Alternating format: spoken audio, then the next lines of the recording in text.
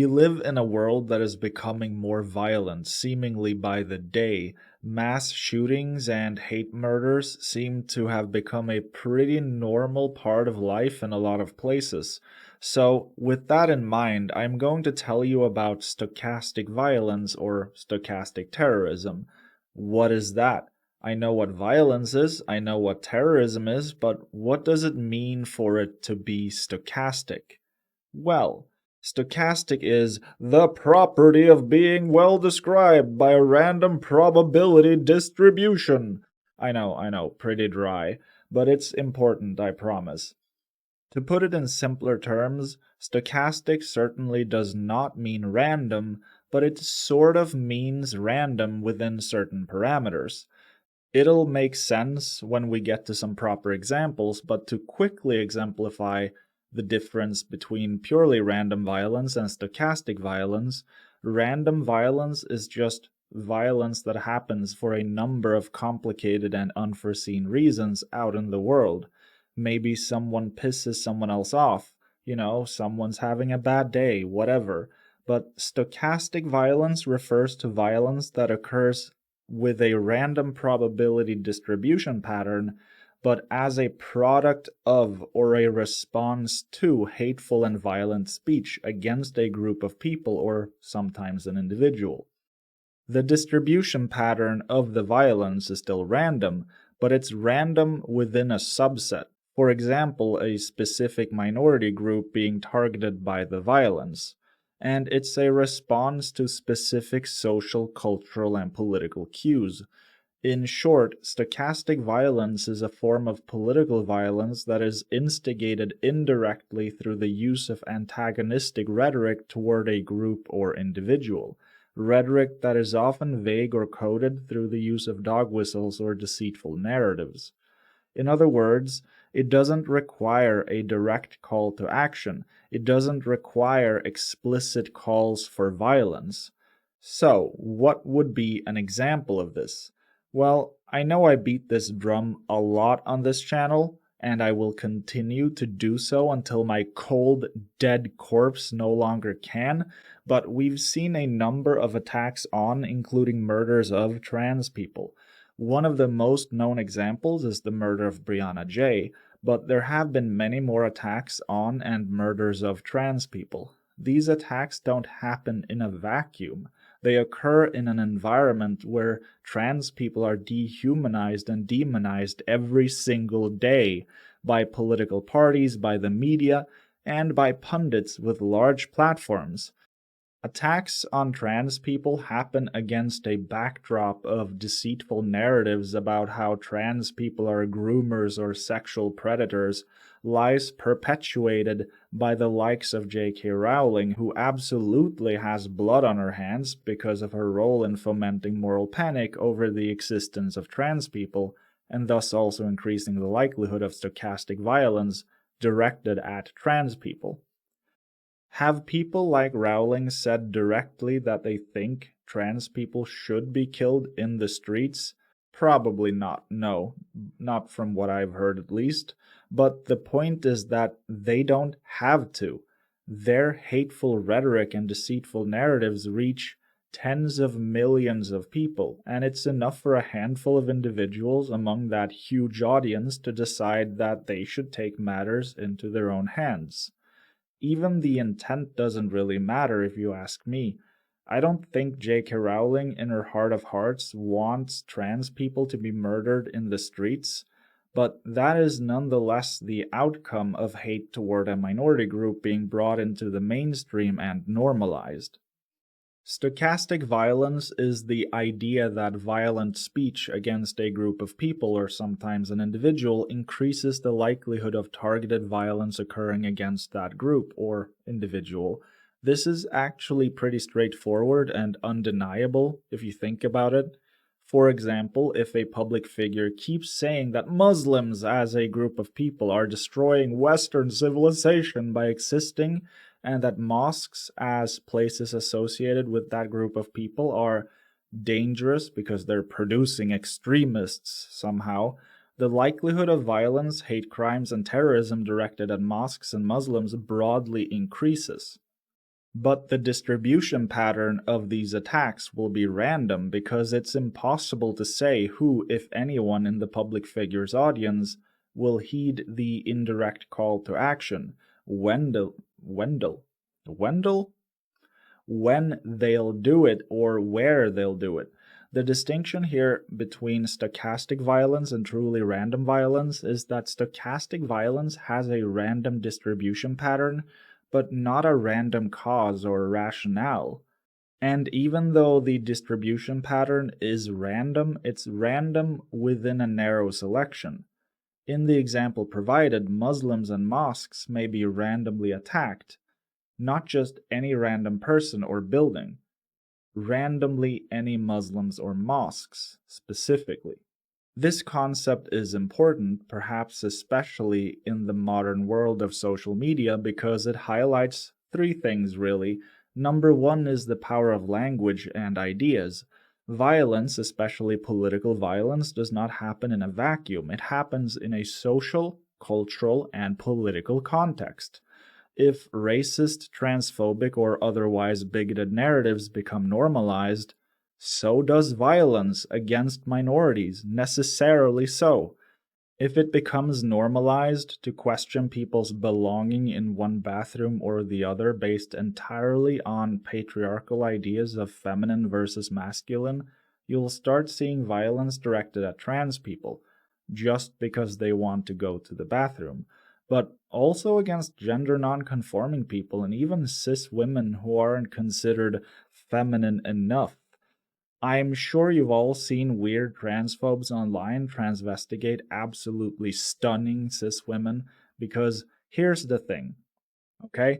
No women, absolutely none, are feminine enough if you apply a standard of femininity that is not only completely unreasonable and completely unreachable, but also one that arbitrarily changes from moment to moment specifically so that hateful reactionary cretins are able to hate anyone and everyone they feel like. What the is a female chin? What the heck is that? What is that? Act genuinely. Someone explain to me. How is a chin gendered? You know? Femininity is a moving target that can be used to exclude anyone, cis or trans. Or, as another example, if it becomes normalized to question people's belonging in any given country based entirely on racist and xenophobic ideas of who is or isn't a real citizen, who does or does not look like they belong, then you'll also start seeing violence directed at those groups that are thought not to belong. That's why there's usually a spike in hate crimes after far-right and racist parties win elections, because that's when far-right and racist people feel the most emboldened. Which brings us to point number 2. That is, far-right ideology is fundamentally thoroughly violent. The logic of far-right ideology is violent. It's not impossible for other types of ideology to produce violence, but the far right produces by far the vast majority of political violence, including stochastic violence. So, stochastic violence as a concept highlights just how violent far right ideas actually are. Far right politicians wearing suits and ties can pretend all they want that they oppose political violence, but that's not true so long as they promote violent narratives about minorities that inspire their followers to commit acts of stochastic violence. The far right is and always will be violent, because far right thought, if you can call it that, is fundamentally rooted in the dehumanization and demonization of entire groups of people. That can't be anything other than violent. Dehumanization and demonization always precede violence, or should I say that violence always follows dehumanization and demonization? I have a lot of thoughts here that I want to say about violence, that it's a broader concept than most people think, but that might be another video, to be honest. Just food for thought, though. Consider the state, the most powerful institution in any society, sending armed ruffians to drag a person out of the home they've known most of their life, away from their family and friends, only to toss them into an overpacked prison camp to await being sent to a dangerous home country they haven't lived in for sometimes decades. Is that not a form of violence, leveraging the power of the state to smash someone's entire life into pieces on the premise that they don't belong? I think it is.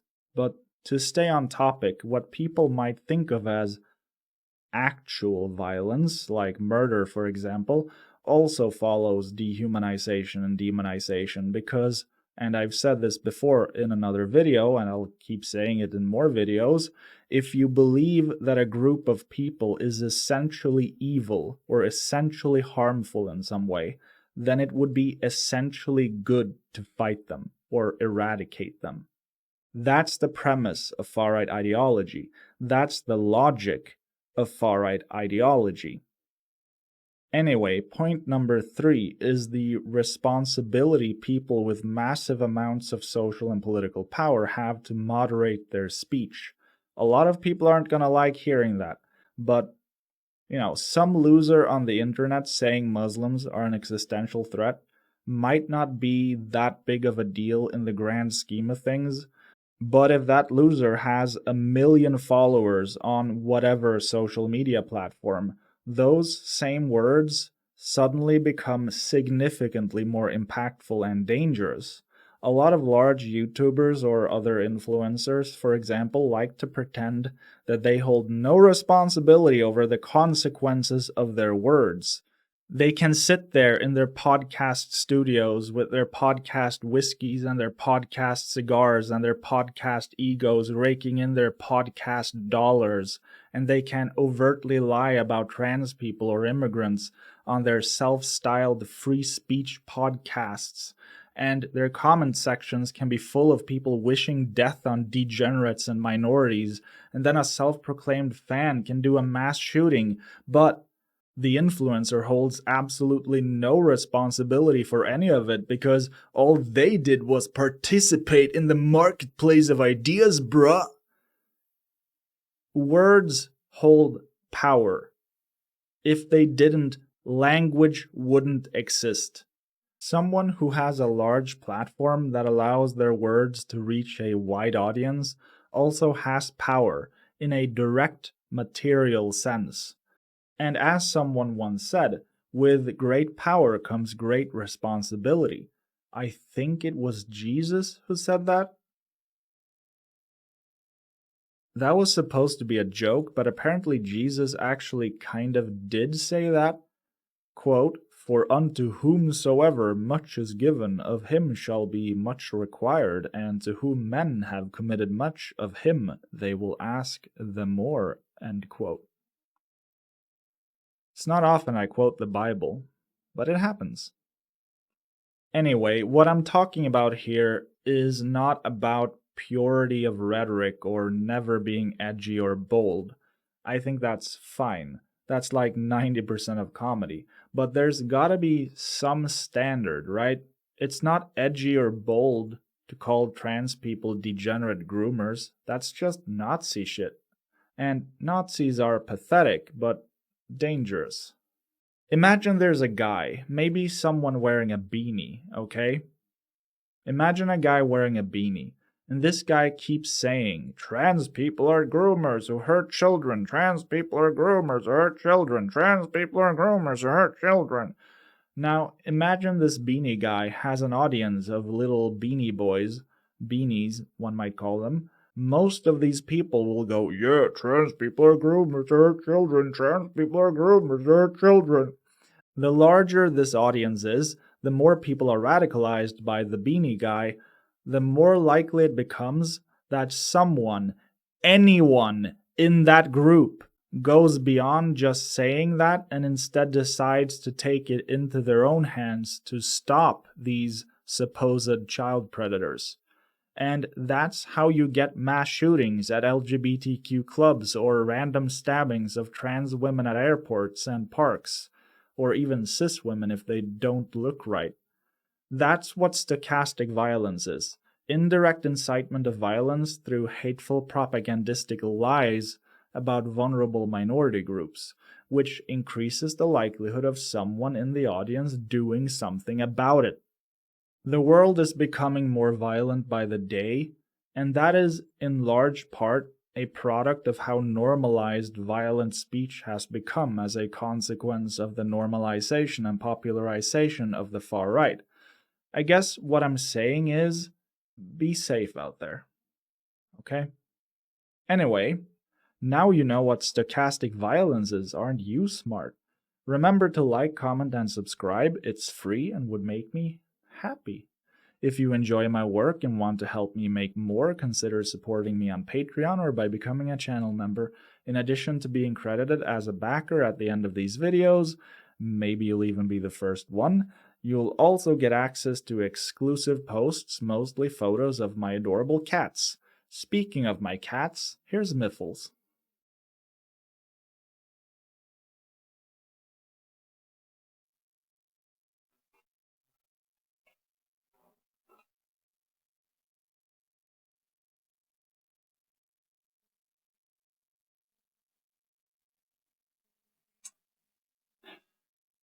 Some cats have no shame.